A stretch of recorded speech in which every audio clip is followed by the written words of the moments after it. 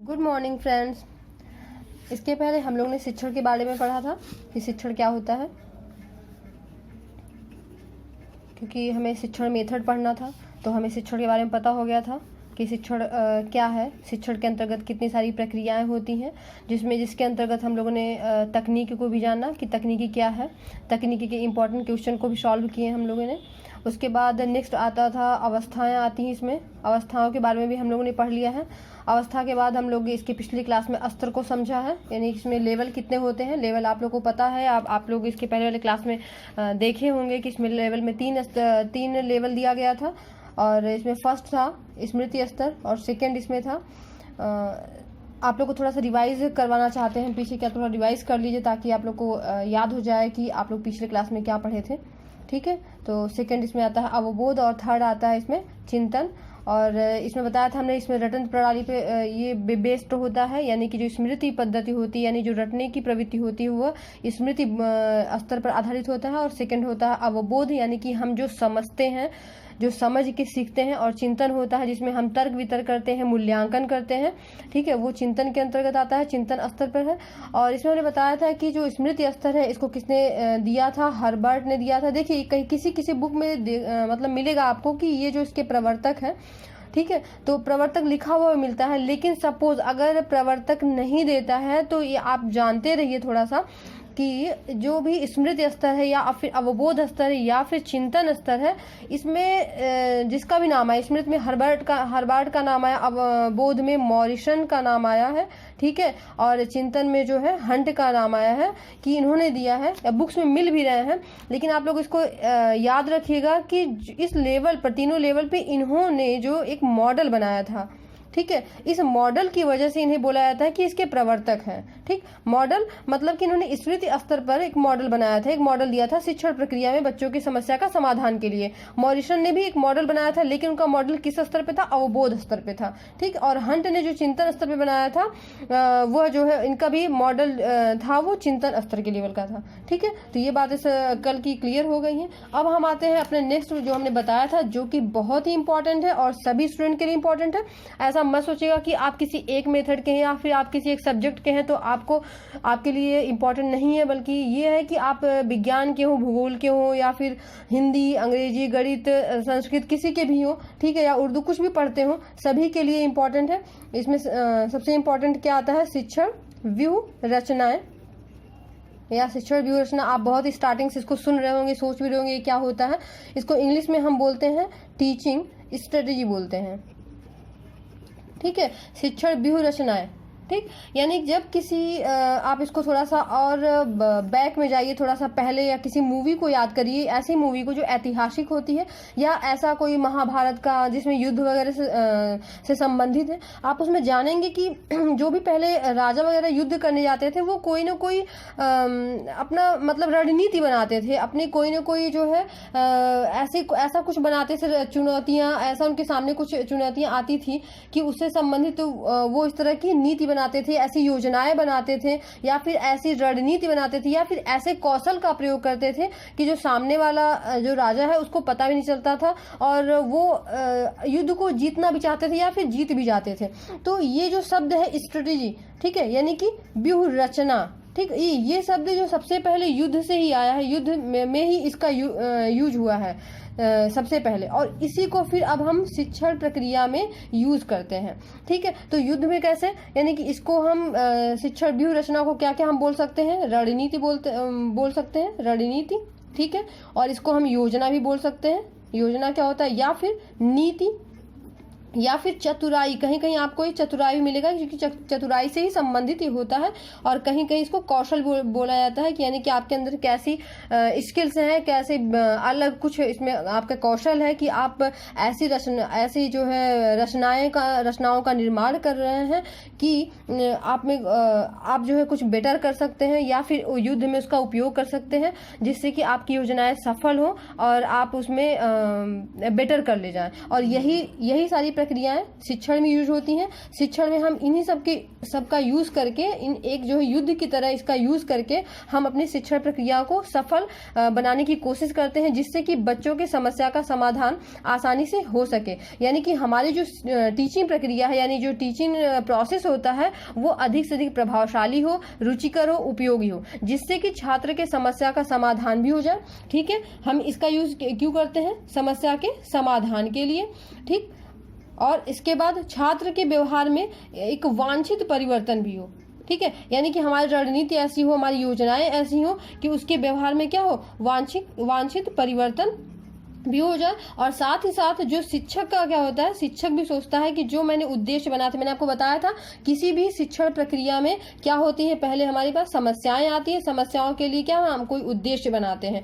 ठीक, यही उद्देश्य यानी जो शिक्षक सोचता है कि मतलब हम ऐसे अपने शिक्षण प्रक्रिया में ऐसी रणनीति का यूज करें, ऐसी योजनाएं हम लाएं कि हमारी शिक्षण प्रक्रिया सफल हो और हम जो एक शिक्षक होने के नाते जो उद्देश्य बनाए हैं वो हमारी पूर्ति हो जाए। ठीक है, तभी तो एक शिक्षण प्रक्रिया क्या सफल होगी या फिर प्रभावशाली होगी, जिससे बच्चों का मन लगेगा। जैसे हम ही आपको कुछ बता रहे हैं, हमें आपको कुछ पढ़ा रहे हैं, यदि हमारा मेथड अलग रहा या ऐसी कोई हम विधि से बता रहे हैं कि आपको समझ में नहीं आ रहा है, तो फिर वह शिक्षण प्रक्रिया हमारी अच्छी नहीं होगी। तो आप लोग इसका एक तरह से आप डिफिनीशन समझ सकते हैं, डिफिनीशन जान सकते हैं कि जब कोई भी शिक्षक, ठीक है, कोई भी शिक्षक अपने छात्रों की समस्या के समाधान के लिए जिन प्रविधि, ठीक है, जिन प्रविधि या फिर जिन विधि, अभी आप इसको आगे जानेंगे क्या होता है, विधि क्या होती है, प्रविधि क्या होती है, या फिर जिन शिक्षण सूत्रों, ठीक, या फिर जिन शिक्षण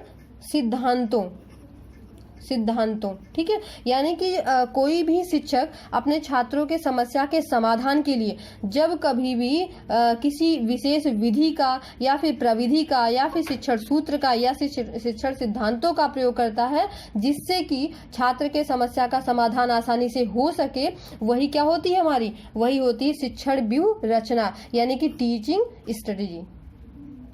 देखिए, एक बात हमें और ध्यान देना पड़ेगा कि जो टीचिंग स्ट्रेटेजी है वो हमारे टीचिंग के लिए बहुत ही इंपॉर्टेंट है और सबसे इम्पॉर्टेंट है। ठीक है, क्योंकि जब तक स्ट्रेटेजी होती है हमारी अच्छी नहीं होगी और हमारी तब उतनी शिक्षण जो प्रक्रिया होती है वो उतनी अच्छी नहीं हो पाएगी। जितनी बेटर होगी उतनी शिक्षण प्रक्रिया हमारी बेटर होगी, यानी अच्छी होगी, प्रभावशाली होगी और बच्चों को उतना अधिक समझ में आएगा। ठीक है, जैसे हम कोई एग्जाम्पल लेते हैं, कभी कभी हमारे साथ भी ऐसा होता है कि हम ऐसे कोई टॉपिक ज़्यादा पढ़ लेते हैं, ठीक है, ज़्यादा पढ़ते हैं कि वो जो है इतना इंपॉर्टेंट नहीं होता है और वो एग्जाम वगैरह में आता भी नहीं है, या उसमें से एक दो क्वेश्चंस मिल जाते हैं। ठीक, और कभी कभी क्या होता है हम थोड़ा ही पढ़ते हैं, ऐसी कोई टॉपिक होती है जो बहुत थोड़ा पढ़ते हैं लेकिन वो काफ़ी इंपॉर्टेंट होता है। तो इसका मतलब ये होता है कि हमारी जो टीचिंग स्ट्रेटजी है कि वो हमारी अच्छी नहीं है, क्योंकि हमें पता ही नहीं है कि हमारे कौन सा टॉपिक हमारे लिए इम्पॉर्टेंट है, कौन सा नहीं है, या कौन सा आ सकता है एग्जाम में, या कौन सा यहाँ पे बेटर होगा। ठीक है, तो यानी कि इसके अंतर्गत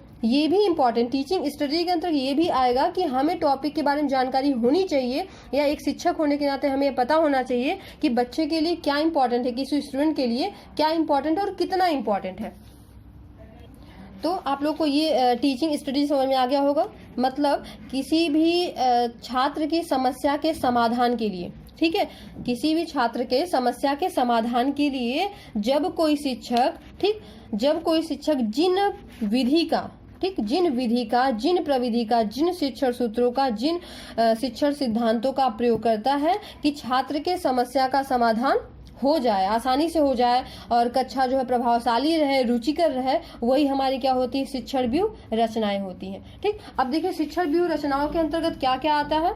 ठीक है, अब देखिए यही कहीं कहीं होता है कि लोग सोचते हैं कि जो शिक्षण व्यूह रचना है, जो शिक्षण व्यूह रचना है, ठीक है, व्यूह रचना यानी स्ट्रेटजी जो है ये, और जो सेकंड इसमें आता है, सेकंड क्या मतलब इसके अंतर्गत जो है शिक्षण सूत्र है, शिक्षण विधि है, शिक्षण विधि, इसके बाद है इसमें शिक्षण प्रविधि, ठीक, शिक्षण सूत्र, ठीक है। और इसके अंतर्गत फिर क्या है, सूक्ष्म शिक्षण, आपने सुना भी होगा नाम, या कुछ लोगों ने सूक्ष्म शिक्षण किया भी होगा, ठीक है। और फिर आता है इसमें शिक्षण कौशल, ठीक।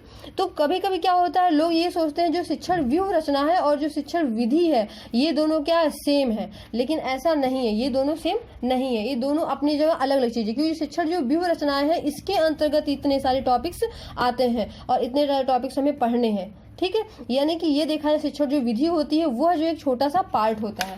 तो हम अपना सबसे इम्पोर्टेंट टॉपिक पढ़ते हैं जो कि बहुत ही इम्पोर्टेंट है, शिक्षण विधि।